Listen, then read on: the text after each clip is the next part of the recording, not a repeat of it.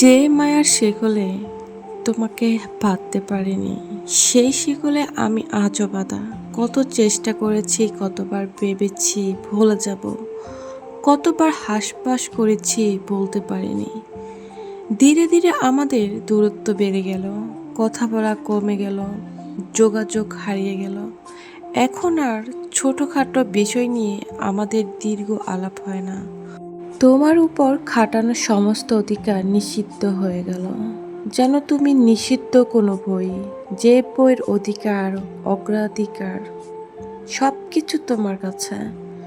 তুমি ভুলে গেলে একদিন আমরা খুব পরিচিত ছিলাম।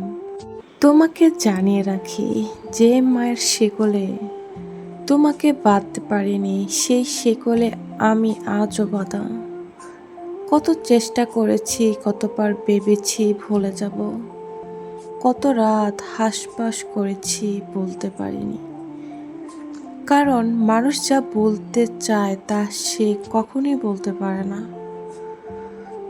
চত্রাকারে আবার ফিরে আসে। কখনো কখনো মন খারাপ নিয়ে অচেনা পথে একা হেঁটে গেছি, যেন সবটুকু দুঃখ রেখে আসতে পারি। বাড়ি ফিরে দেখি দুঃখরা আগের মতোই দরজা কারা নাড়ছে, যেন আমি তাদের নিকট আত্মীয়। কারো প্রতি হুট করে আগ্রহ কিংবা অধিকার দেখাতে নেই।